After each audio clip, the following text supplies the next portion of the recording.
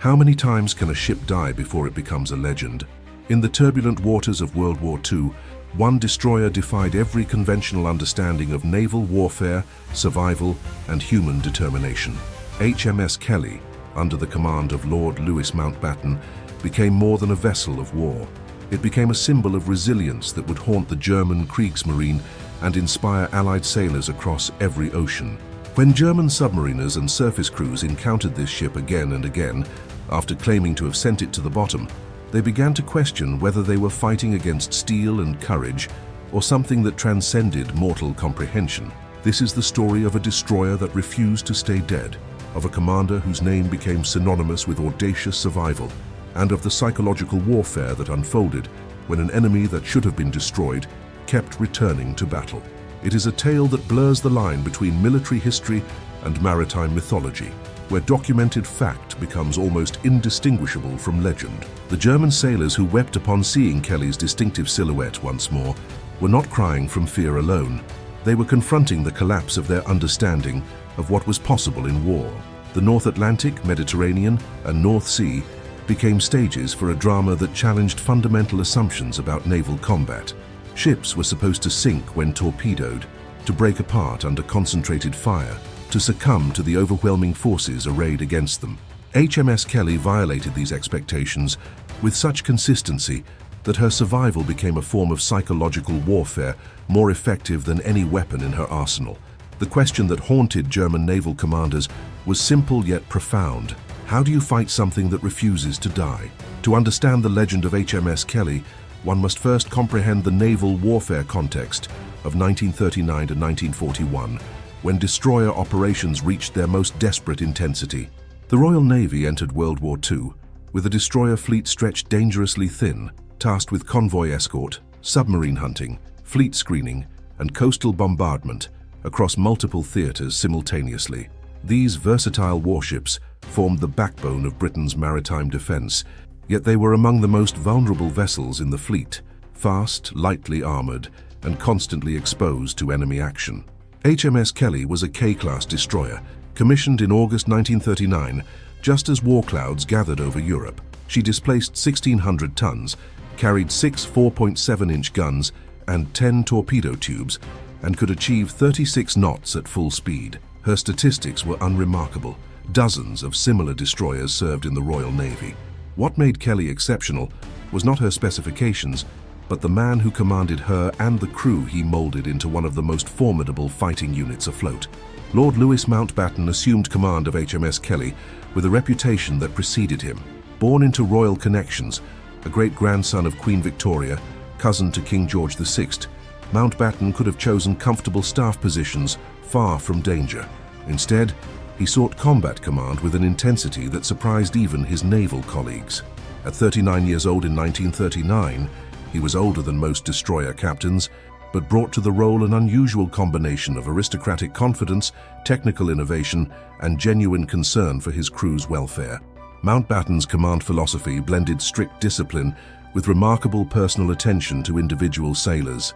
He knew his crew by name, understood their families' circumstances, and fostered a culture where initiative was encouraged within the framework of naval tradition. This created a crew that would follow him into situations that more cautious commanders would have avoided, a loyalty that would be tested repeatedly as Kelly faced destruction after destruction. The German Kriegsmarine in 1940 operated under different constraints than their Royal Navy adversaries. Numerically inferior in surface vessels, German naval strategy emphasized submarine warfare, coordinated air-sea operations, and aggressive use of their limited surface fleet to maximize psychological and strategic impact. German naval officers were professionals trained to meticulous standards, men who calculated odds, assessed damage accurately, and reported sinkings based on established criteria. When they claimed a British destroyer sunk, they did so according to rigorous protocols: visual confirmation, debris fields, oil slicks, absence of survivors, breaking up sounds on sonar. This professional certainty made Kelly's repeated returns from apparent death particularly disturbing to German sailors. It violated their training, challenged their expertise, and introduced an element of supernatural dread into what should have been clinical naval warfare.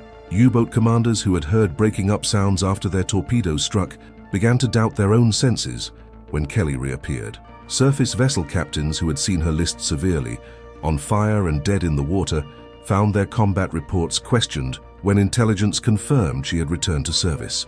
The North Sea and Norwegian waters, where Kelly operated in early 1940, presented some of the most challenging conditions imaginable for destroyer operations. Bitter cold, mountainous seas, limited daylight in winter months, and proximity to German air bases created an environment where ship losses were expected and accepted.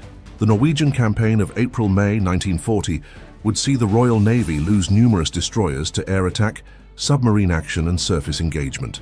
In this context, survival itself was an achievement. Repeated survival bordered on the miraculous. The strategic importance of destroyers in 1940 cannot be overstated. Britain's survival depended on maintaining Atlantic convoy routes against U-boat interdiction. Every destroyer lost meant fewer escorts for merchant ships carrying food, fuel, and weapons from North America. The destroyer shortage reached crisis proportions after Dunkirk, where numerous vessels were lost or damaged during the evacuation. In this context, Kelly's survival, however costly in repair resources, represented preservation of scarce combat power that Britain could not afford to lose. The naval culture of 1940. Britain emphasized tradition, hierarchy, and stoic acceptance of danger. Destroyer crews were volunteers, men who had chosen the most dangerous service in the Royal Navy.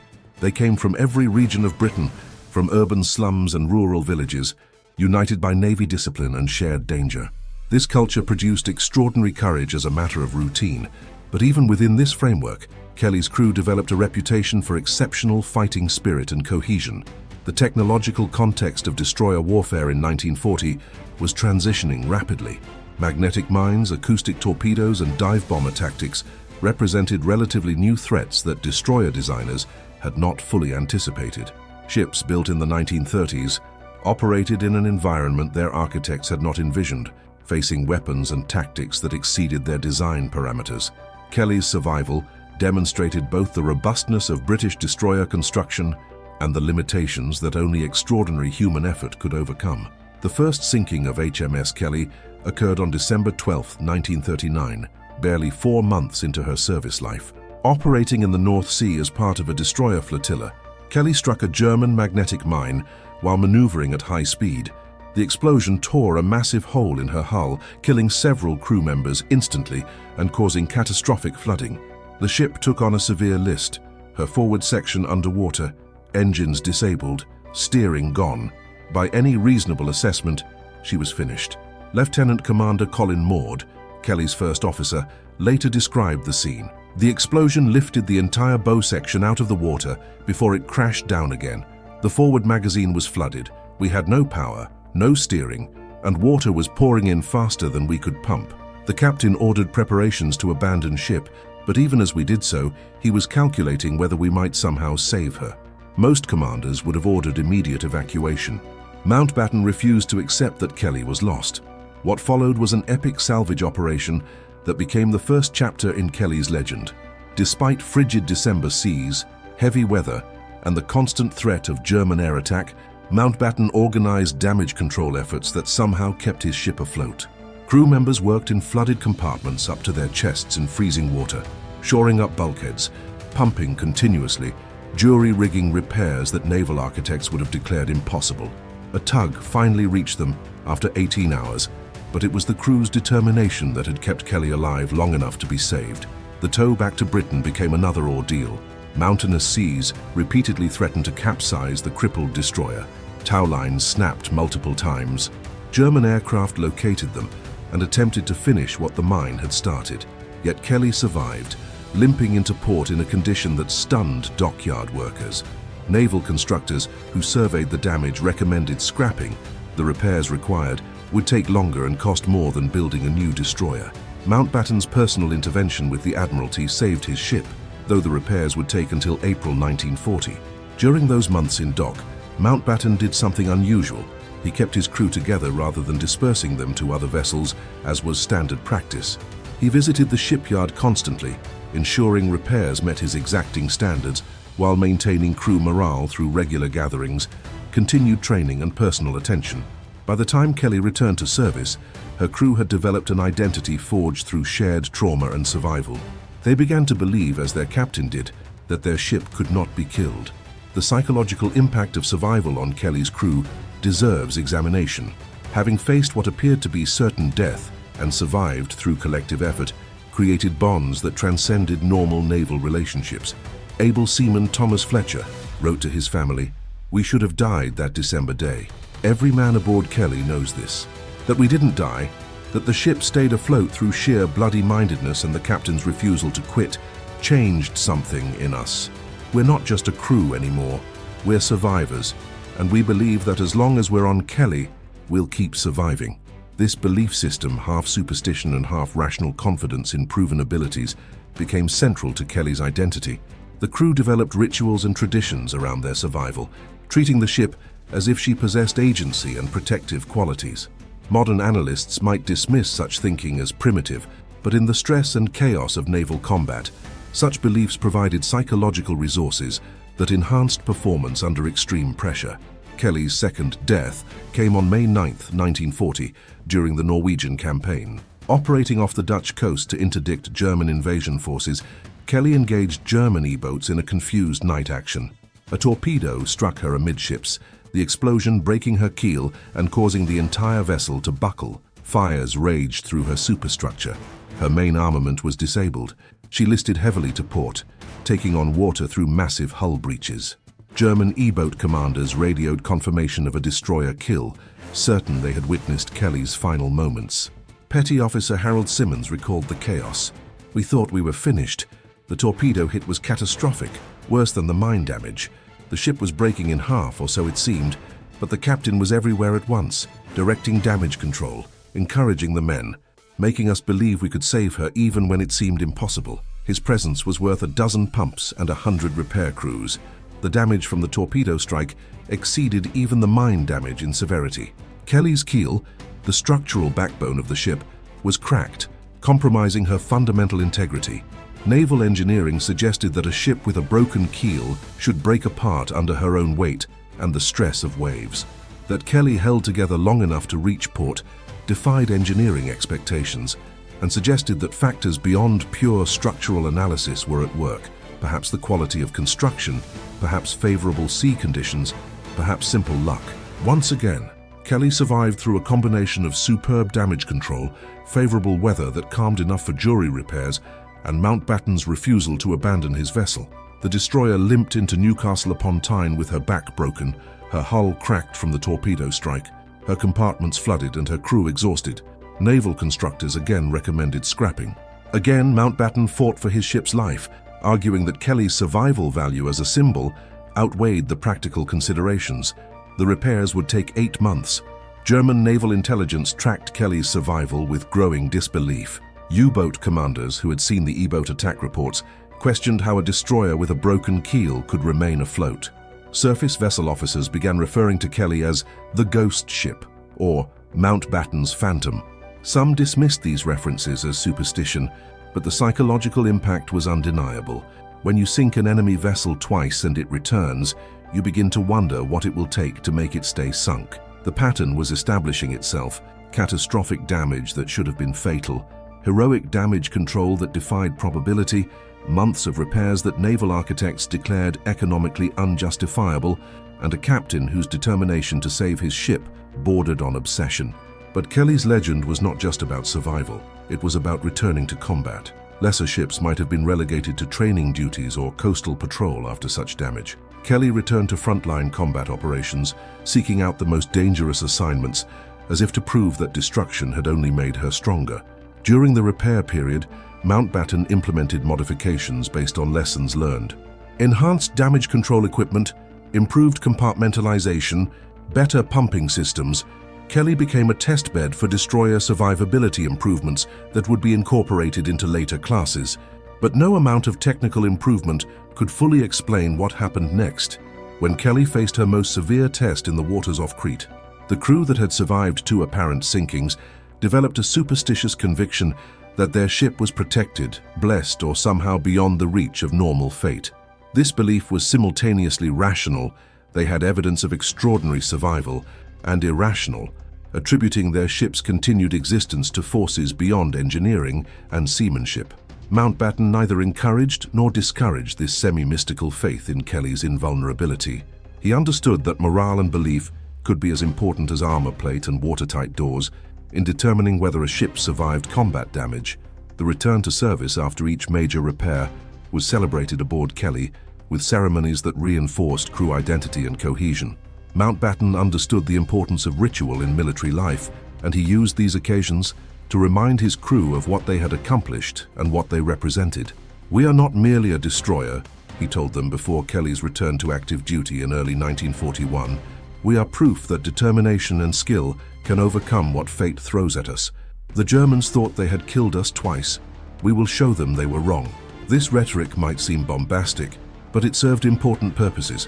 It reinforced crew confidence, created shared narrative and purpose, and established expectations for future performance. When Kelly next faced combat, her crew would draw on this identity as survivors and fighters who had already proven their mettle. The psychological preparation was as important as the technical preparation, and Mountbatten excelled at both. The technical crew that repaired Kelly after her second near sinking faced extraordinary challenges. The torpedo damage had warped the ship's structure in ways that made straightforward repair impossible. Instead, entire sections had to be rebuilt, essentially reconstructing the destroyer while preserving what could be salvaged. This hybrid of repair and reconstruction created a ship that was simultaneously the original Kelly and something new, a phoenix risen from destruction that carried forward the identity and crew of the original while incorporating new materials and modifications. Chief Constructor Harold Pembridge, who supervised the repairs, noted in his report, "Kelly should not exist. The damage she sustained would have sunk any comparable destroyer. That she reached port at all represents seamanship of the highest order. The repairs we are undertaking are more extensive than original construction in some areas. Whether the result will be as strong as a new-built destroyer remains to be seen, but I have no doubt that Kelly will return to service because her captain's determination makes any other outcome unacceptable." This comment reveals an important dimension of Kelly's story, the way individual determination influenced institutional decisions. Mountbatten's rank, connections, and force of personality created conditions where normal procedures were bent or ignored. Another commander might have been told definitively that his ship was beyond economical repair. Mountbatten secured resources and priority that reflected his status as much as Kelly's strategic value. This raises questions about fairness and resource allocation that deserve consideration, alongside celebration of Kelly's survival. The narrative of Kelly's resurrection spread beyond the Royal Navy to influence broader British public consciousness. Newspapers carried stories of the destroyer that wouldn't die. Radio broadcasts celebrated Mountbatten's leadership, and Kelly became a symbol of British determination during the dark early years of the war. This publicity served important morale purposes, but also created pressures on Mountbatten and his crew. They were now performing not just for naval effectiveness, but for national symbolism. The impact of Kelly's survival on other destroyer crews throughout the fleet created both inspiration and pressure. Ships that encountered difficulties could point to Kelly as evidence that survival was possible. Yet this also created expectations that might have been unrealistic. Not every destroyer had Kelly's crew, Mountbatten's leadership, or the particular combinations of circumstances that had enabled her survival. The legend became a double-edged sword, inspiring determination while potentially encouraging excessive risk-taking. The story of HMS Kelly illuminates fundamental themes about naval warfare, leadership, and the psychology of combat that transcend its specific historical moment. At its core is the question of how material reality intersects with human will, whether determination and skill can overcome apparently insurmountable physical limitations. Kelly's repeated survival suggests that in the chaos of combat, the boundary between possible and impossible becomes more fluid than peacetime analysis would suggest. Leadership emerges as the central factor, distinguishing Kelly's fate from similar destroyers that succumbed to comparable damage. Mountbatten's command style combined technical competence with psychological acumen. He understood that damage control was as much about maintaining crew belief in survival as about pumping water and shoring bulkheads. His presence in the most dangerous compartments during crises, his calm under conditions that would panic lesser commanders, and his absolute refusal to accept that Kelly was doomed created a command climate where extraordinary efforts became normalized. Commander Geoffrey Brooke, who served under Mountbatten, analyzed this leadership decades later. Mountbatten made us believe the impossible was merely difficult. When Kelly was torpedoed and breaking apart, other crews would have abandoned ship. We stayed because he stayed, and because we couldn't imagine him accepting defeat. That confidence was contagious, and probably saved more lives than any technical innovation could have. He made us survivors before circumstance required us to be. The theme of technological versus human factors in naval combat pervades Kelly's story. Modern warships were engineering marvels, but they remained collections of steel, machinery, and systems vulnerable to catastrophic failure. Kelly's survival demonstrated that ships did not automatically sink when hit. Human agency in the critical moments after damage determined outcomes. Damage control parties working in flooded compartments, engineers maintaining power despite breached systems, officers making instantaneous decisions about resource allocation, these human factors often proved more decisive than the initial damage. Yet Kelly's story also reveals the limits of human determination. The ship ultimately did sink on May 23, 1941, off Crete, destroyed by sustained German dive bomber attack that overwhelmed even her crew's extraordinary damage control capabilities. This final destruction proved that Kelly was not truly invulnerable, that the legend of the unsinkable destroyer was ultimately unsustainable against sufficient force applied with determination. The final sinking, paradoxically, validated the previous survivals by demonstrating that Kelly's endurance had limits. She could be killed, which made her previous survivals all the more remarkable. The psychological warfare dimension of Kelly's legend deserves particular attention. German naval forces operated in a framework where enemy destruction could be verified and confirmed. When a destroyer they had sunk reappeared, it created cognitive dissonance that undermined confidence in their own observations and reports. U-boat commanders began to doubt whether they had actually achieved kills in other engagements. Surface vessel captains questioned whether damage they had inflicted was as severe as they had reported. This erosion of certainty had operational consequences beyond Kelly herself. It introduced hesitation and self-doubt into German naval operations throughout the theater. Kapitän-Leutnant Hans Meckel, a U-boat commander who encountered Kelly's reputation, reflected after the war, "We heard stories about this British destroyer that could not be sunk. Officially, these stories were dismissed as British propaganda or misidentification, but we all knew sailors who had seen this ship destroyed and later seen her return. It created an atmosphere where we wondered if other ships we thought we had sunk had also somehow survived. This uncertainty was more damaging to our confidence than any concrete loss." The theme of resurrection and return pervades Kelly's story in ways that touch on mythological and religious imagery. Ships that sink are supposed to stay sunk. Their return violates natural and military order. Kelly's repeated resurrections gave her an almost supernatural quality in the minds of both allies and enemies. British sailors drew hope from her survival, seeing in Kelly proof that determination could overcome fate. German sailors saw in her return a challenge to their understanding of how war worked, an enemy that defied the rules by which they operated. This mythological dimension was amplified by Mountbatten's aristocratic background and personal charisma. He was not an ordinary naval officer, but a member of the royal family, a man whose ancestors had commanded fleets and ruled empires. His defense of Kelly took on aspects of a knight defending his ship as steed, the vessel becoming an extension of his personal honor and reputation.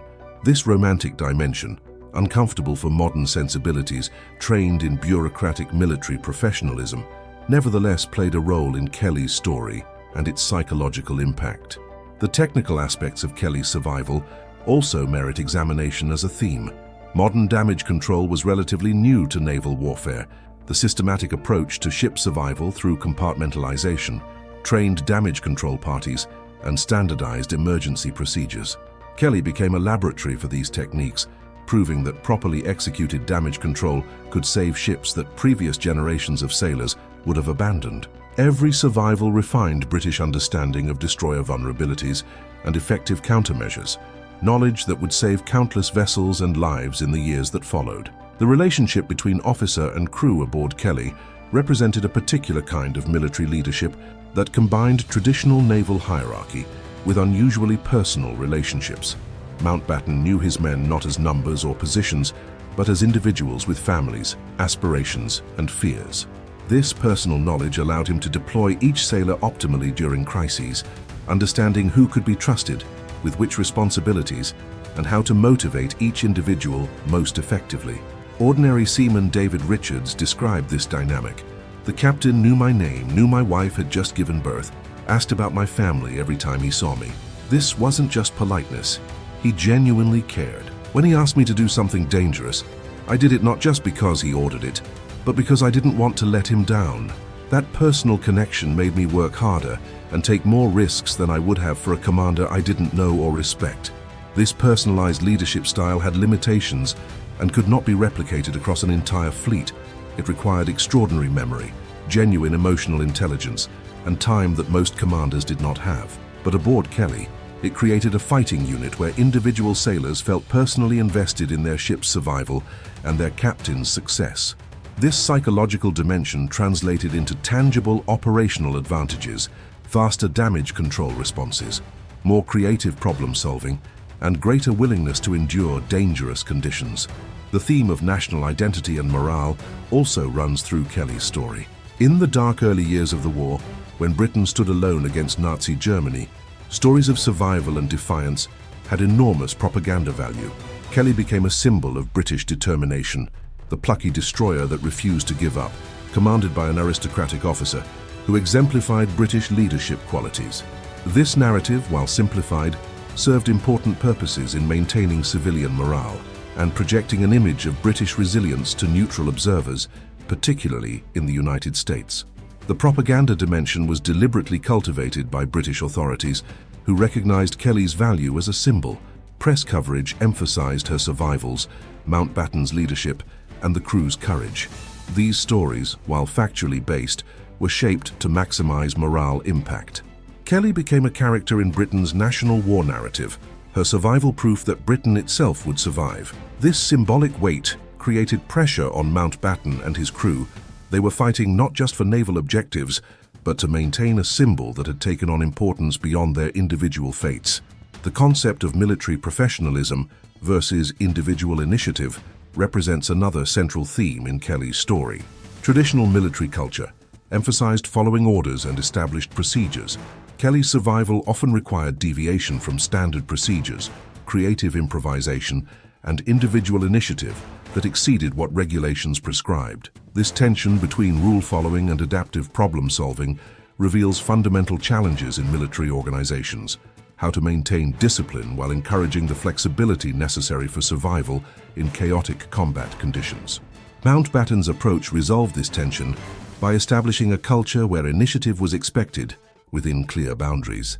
His crew understood the mission and their roles, but they were empowered to find creative solutions when circumstances exceeded standard procedures.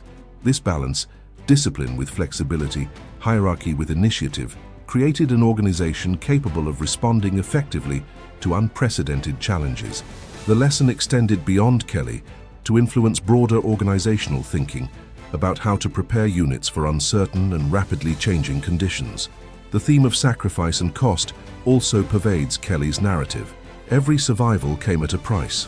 Crew members killed in the initial damage, sailors injured during damage control operations, months of repair time that removed the ship from active service. The question of whether these costs were justified by the symbolic and practical benefits of Kelly's survival remains debatable. Some crew members paid with their lives for Mountbatten's determination to save his ship, a reality that complicates simple, heroic narratives about Kelly's legend. Stoker James Morrison, who lost his best friend during the torpedo attack, reflected on this complexity.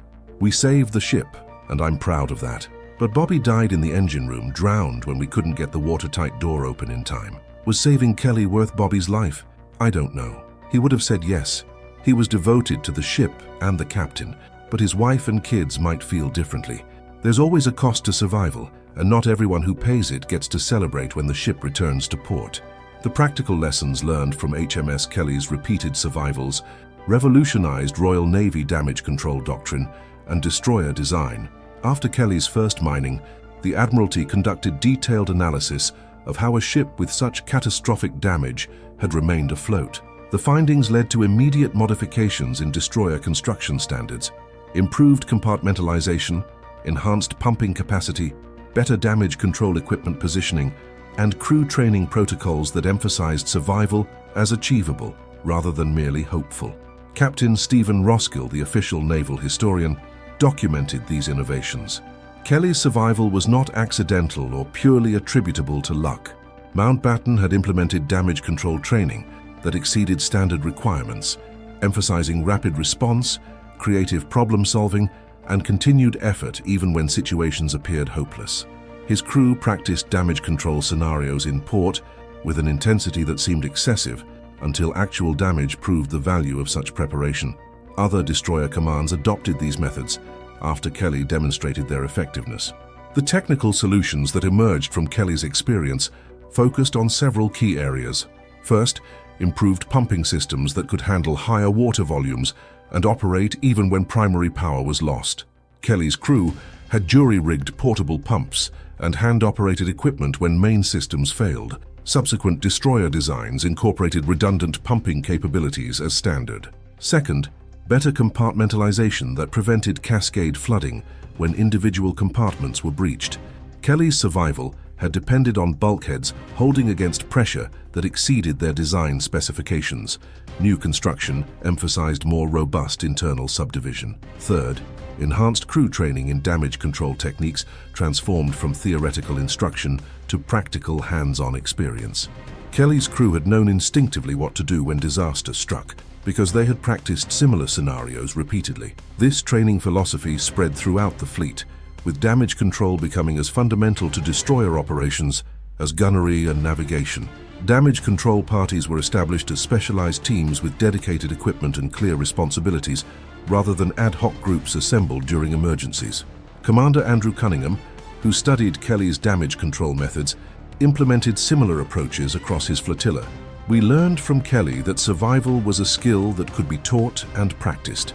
Previously, damage control was treated almost as an afterthought, something you did when hit, but not something you trained for intensively. Kelly proved that the difference between sinking and surviving often came down to the first few minutes after damage, when trained response and ingrained procedures meant the difference between controlling flooding and being overwhelmed by it.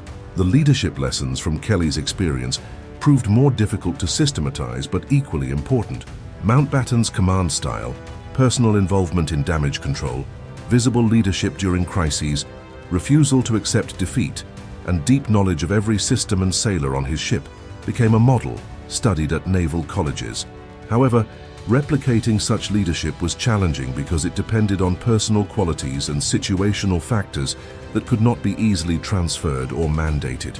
The Royal Navy attempted to institutionalize some aspects of Mountbatten's approach through revised command training that emphasized damage control leadership, presence during emergencies, and maintaining crew morale during extended crises. Senior officers were instructed to study Kelly's engagements and the decision-making processes that had preserved the ship.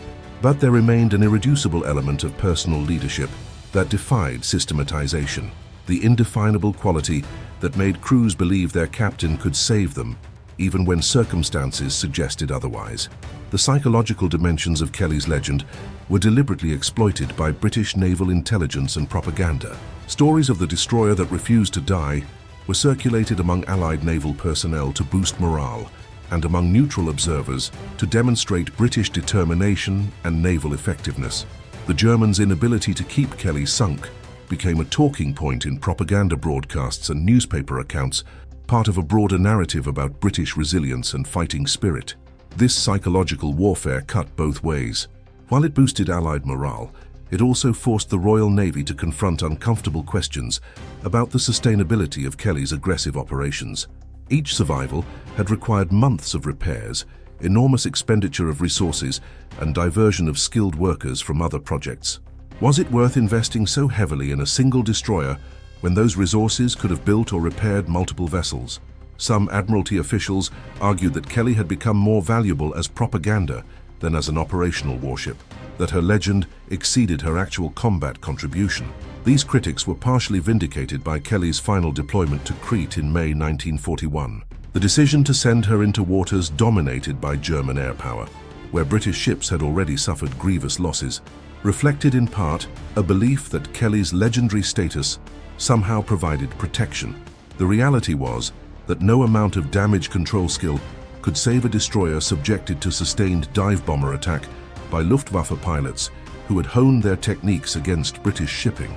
Kelly's final sinking demonstrated that legend and determination had limits when confronted with overwhelming force. The tactical solutions that emerged from Kelly's experience extended beyond damage control to operational doctrine. Mountbatten's aggressive handling of his destroyer, pushing into situations where more cautious commanders would have withdrawn, generated debate about appropriate risk levels in destroyer operations. Should commanders prioritize ship preservation or mission accomplishment? Kelly's example suggested that aggressive action combined with superior damage control allowed destroyers to survive situations that would destroy more conservative vessels.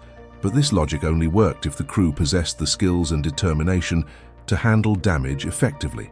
The integration of air defense into destroyer operations became increasingly critical as Kelly's story unfolded. Her first two near sinkings resulted from underwater weapons, mine and torpedo.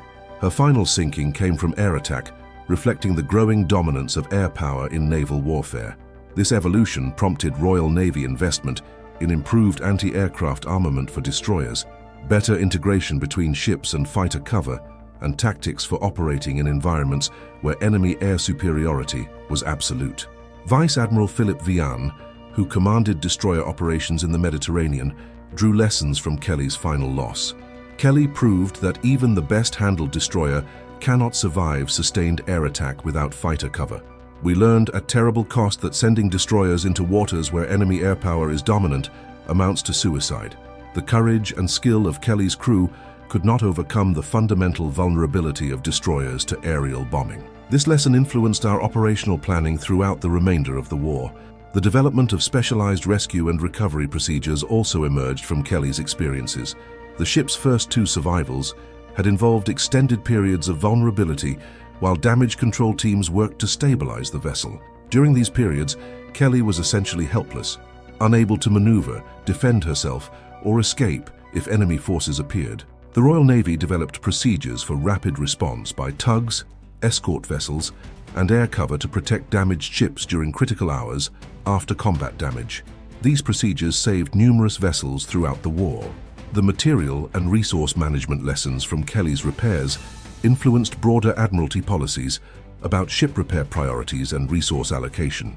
The debate over whether to repair Kelly or divert resources to other vessels highlighted tensions between emotional attachment to individual ships and rational resource management. The Admiralty eventually developed more systematic frameworks for making these decisions, considering factors beyond simple cost-benefit analysis. Symbolic value, crew cohesion, combat effectiveness, and strategic positioning all entered the calculation.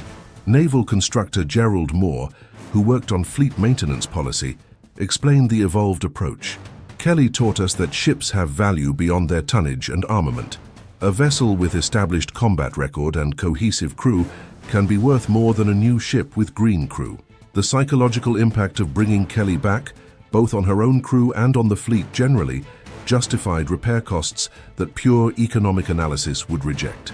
We learned to factor these intangible but real considerations into our decision-making. The technological innovations that emerged from analyzing Kelly's damage patterns influenced destroyer design for decades. The specific failure modes observed in Kelly's mining and torpedoing revealed vulnerabilities in K-class construction that were addressed in subsequent classes.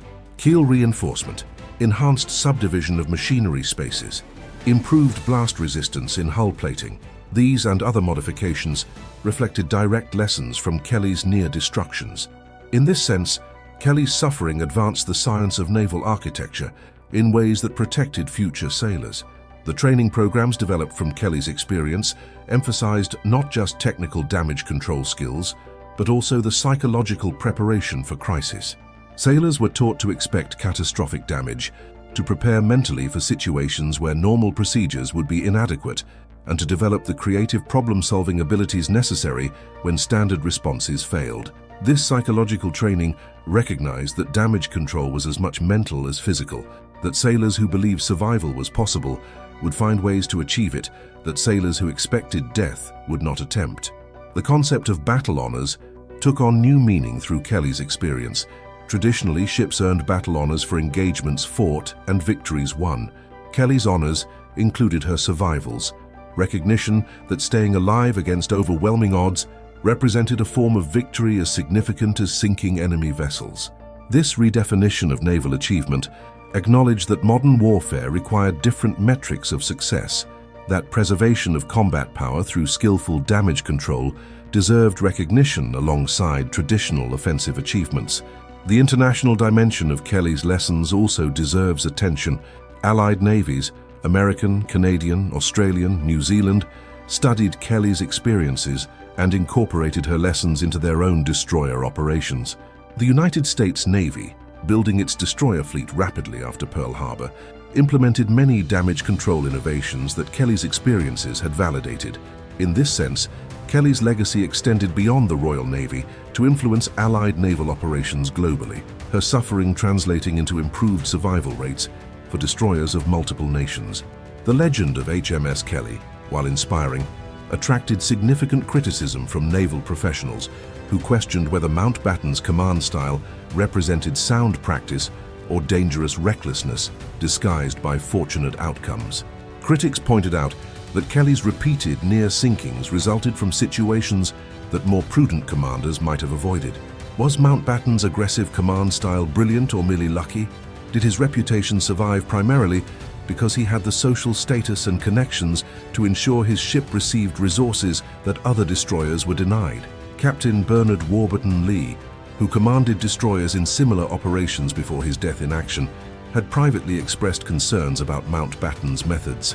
Louis is undoubtedly brave, and his crew are devoted to him, but I wonder if his aggressive instincts sometimes exceed what prudence would dictate. A destroyer that requires major repair twice in 6 months is not contributing to fleet readiness, regardless of how gallantly she fights. There are times when withdrawal is the tactically sound decision, and I fear Louis does not always recognize those moments. The resource allocation criticism deserves serious consideration. Kelly's repairs after each major damage incident consumed shipyard capacity, skilled workers, and materials that could have been used on other vessels or new construction. During 1940, when Britain desperately needed every destroyer operational, Kelly spent most of the year in repair yards. Was this the optimal use of scarce resources? Some naval administrators argued that the emotional attachment to Kelly, both Mountbatten's and the Admiralty's, led to economically irrational decisions that prioritized symbol over substance. Commander Ralph Edwards, serving in the Admiralty's Ship Repair Division, noted in a confidential memo, "The resources devoted to Kelly's reconstruction could have completed repairs on 3 other destroyers with less severe damage."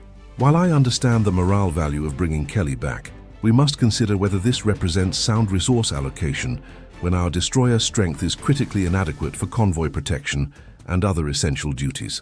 Sentiment, however justified, should not override practical necessity. The question of whether Kelly's survival resulted from skill or luck also warrants examination. Statistical analysis of destroyer damage suggests that Kelly's survival was indeed extraordinary, but was it reproducible? Other destroyers with comparable damage and competent damage control teams nevertheless sank. Did Kelly benefit from favorable circumstances, sea conditions, proximity to assistance, particular damage patterns that happened to align with her crew's capabilities? Or did Mountbatten's methods actually create a replicable model for destroyer survival? Naval architect Stanley Goodall, who surveyed Kelly after her second major damage, offered a technical perspective. Kelly's survival in both instances involved elements of chance that should not be overlooked. The mine damage, while catastrophic, occurred in a pattern that left enough intact structure to maintain minimal buoyancy. The torpedo strike, similarly, hit in a location that, while devastating, did not breach critical compartments simultaneously. Had either weapon struck slightly differently, no amount of damage control skill would have saved her. We should be cautious about attributing to human agency what may partially reflect fortunate damage patterns. The leadership cult that developed around Mountbatten also attracted criticism, particularly from officers who served under less charismatic commanders but performed equally valuable work without recognition.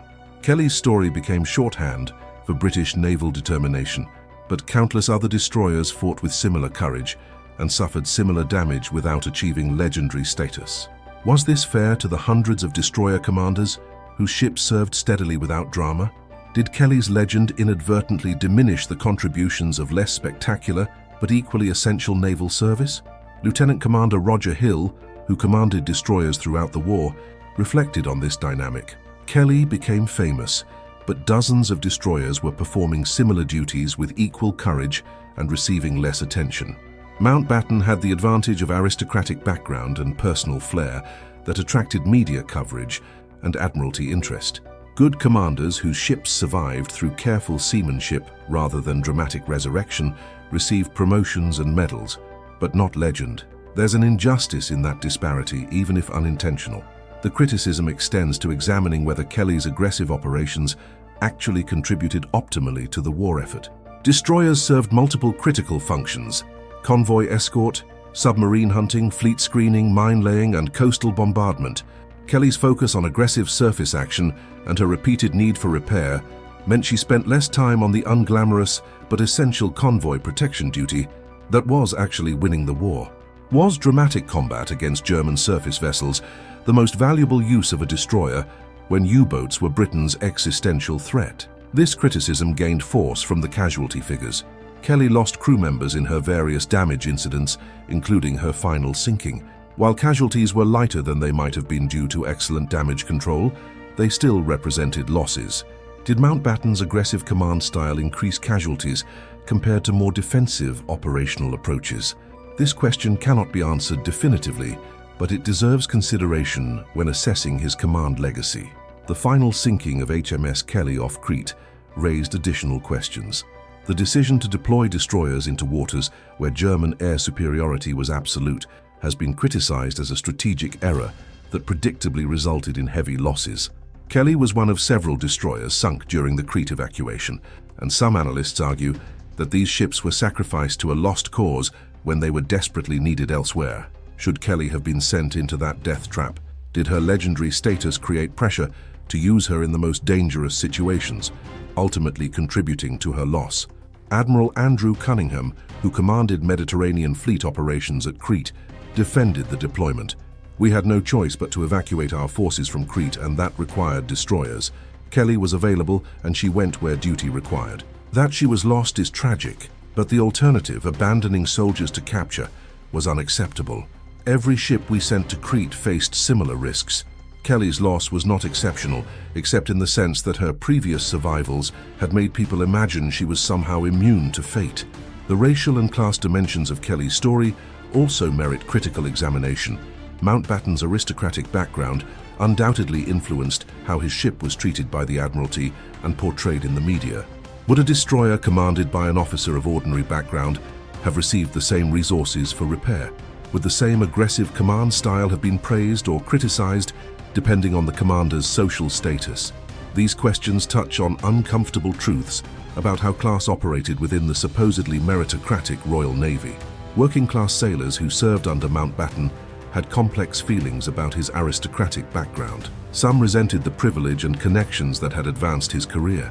Others appreciated that he used his status to secure resources and attention that benefited them. Able seaman Robert Mills reflected, "The captain was born with advantages most of us will never have, but he didn't hide behind his rank or status. He was in the thick of it when things got bad, risking his life like any ordinary sailor." His connections meant Kelly got priority in repairs and attention from higher-ups, which worked in our favor. "I'd rather serve under an aristocrat who fights alongside you than a common officer who stays safe while you take risks." The question of whether Kelly's legend created unrealistic expectations for other destroyer crews deserves attention. Did the publicity around Kelly's survivals pressure other commanders to take excessive risks or attempt damage control in situations where abandoning ship would have saved more lives? Some post-war analyses suggest that Kelly's example may have encouraged overconfidence in damage control capabilities, leading to preventable casualties aboard other vessels whose crews attempted to save ships that were truly beyond saving. Commander James Wallace, who commanded a destroyer that was lost with heavy casualties in 1942, had attempted damage control procedures similar to those that had saved Kelly. His decision to delay abandoning ship, hoping to replicate Kelly's success, resulted in many sailors being trapped below decks when the ship suddenly capsized. While Wallace's judgment was his own, the question remains whether Kelly's legend contributed to an operational culture that underestimated how difficult such survivals actually were and how much they depended on specific circumstances beyond command control. The broader question of mythology versus reality in military culture emerges from Kelly's story. While legends can inspire and motivate, they can also distort understanding and create dangerous precedents. Kelly's survival was real, but it was also exceptional. The confluence of specific circumstances, extraordinary leadership, skilled crew, and considerable luck. When such exceptional cases become normalized as expectations, the result can be increased risk-taking that costs lives without providing corresponding benefits.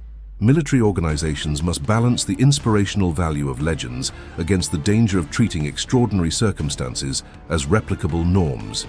The legend of HMS Kelly and her indomitable commander Lord Louis Mountbatten transcends simple naval history to become a parable about human determination confronting material reality.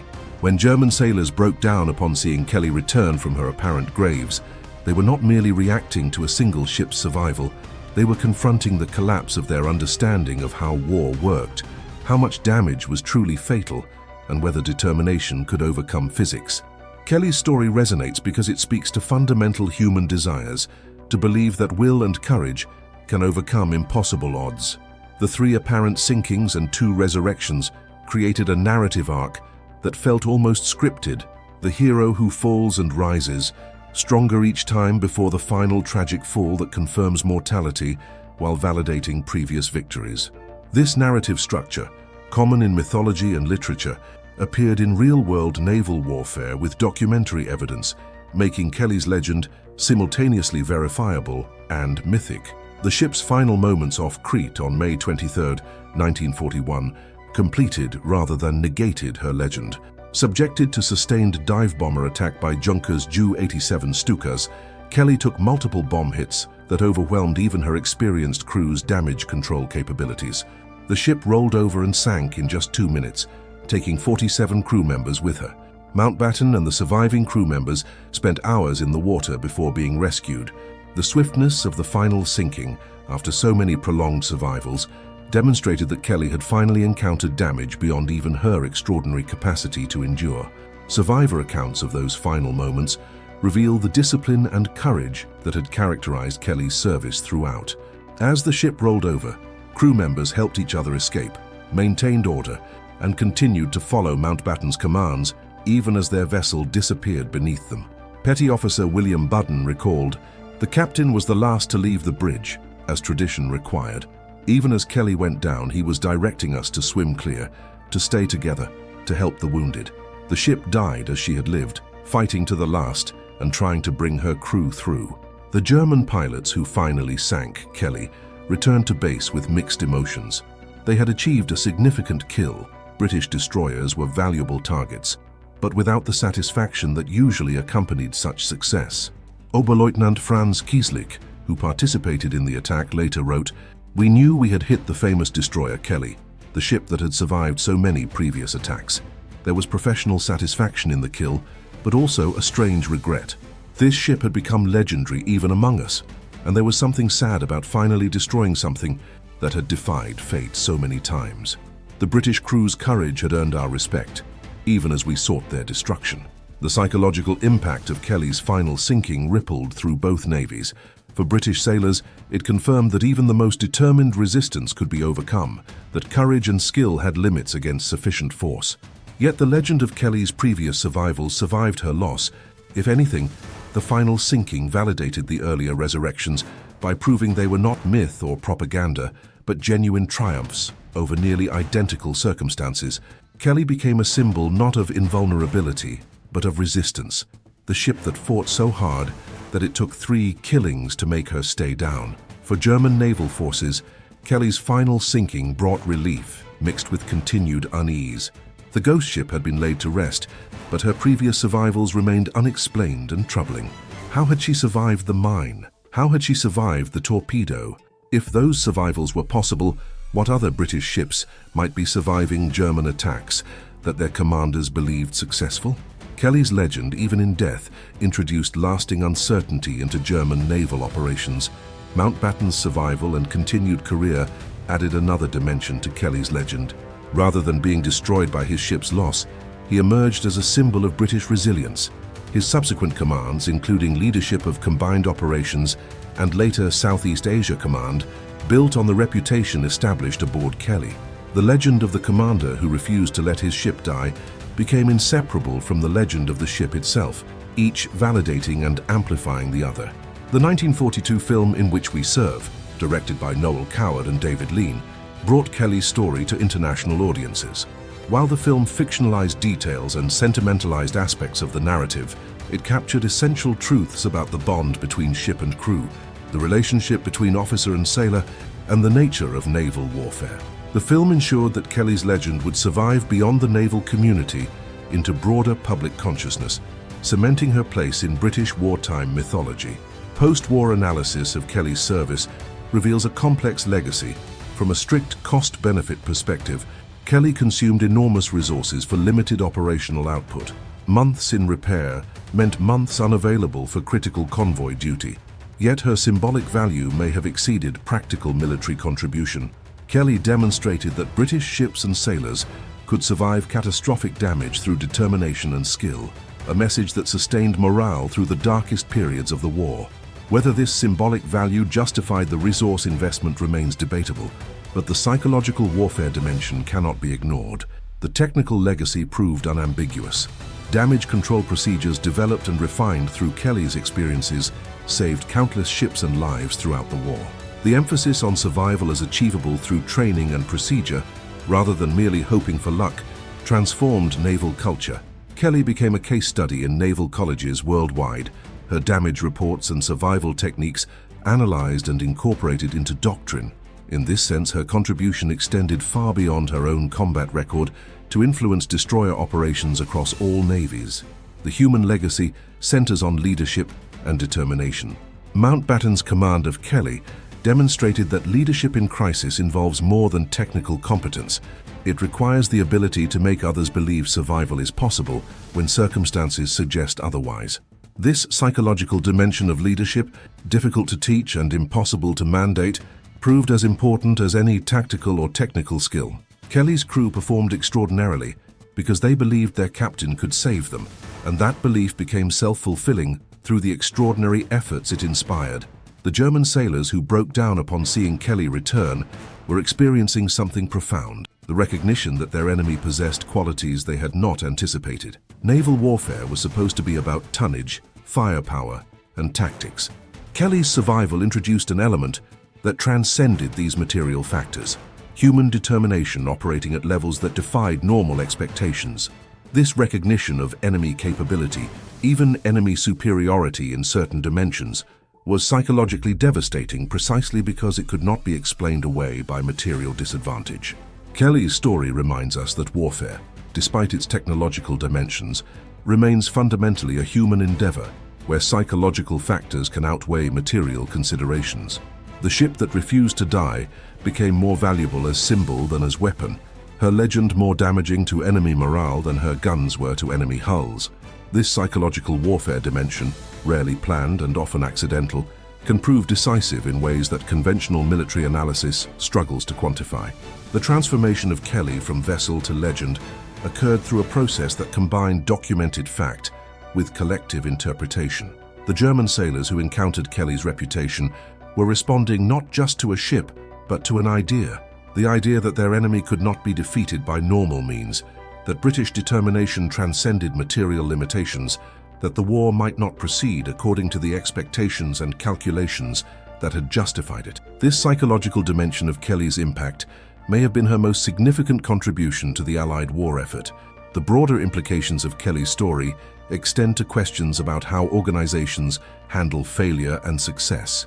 Kelly failed twice, was catastrophically damaged and nearly destroyed. Yet each failure became a foundation for subsequent success, as lessons learned improved both Kelly specifically and destroyer operations generally. This transformation of failure into learning, of near destruction into eventual triumph, represents an organizational capability that transcends military contexts. Kelly demonstrated that failure need not be final, that organizations can learn and improve from catastrophic setbacks if they maintain commitment and extract lessons systematically. The emotional dimension of Kelly's story, the tears of German sailors confronting her return, speaks to universal human responses to the inexplicable. When carefully calculated attacks fail to produce expected results, when enemies survive what should have killed them, when the rules of engagement appear to change without warning, the psychological impact can exceed the material consequences. Kelly induced in her German adversaries a crisis of confidence that no amount of technical superiority could fully overcome. 80 years after Kelly's final sinking, her legend endures because it speaks to timeless themes: determination against odds, leadership under impossible pressure, human courage transcending material limitations, and the power of belief to shape reality. The German sailors who wept at seeing Kelly return were not weak or cowardly. They were recognizing something terrifying and awe-inspiring about their enemy's capacity to endure. That recognition, multiplied across thousands of encounters between German and British naval forces, contributed to psychological dynamics that influenced the war's trajectory in ways that escape simple calculation. The destroyer that died 3 times before staying dead became more than a ship. She became an idea, a possibility, a challenge to assumptions about what was survivable and what was fatal.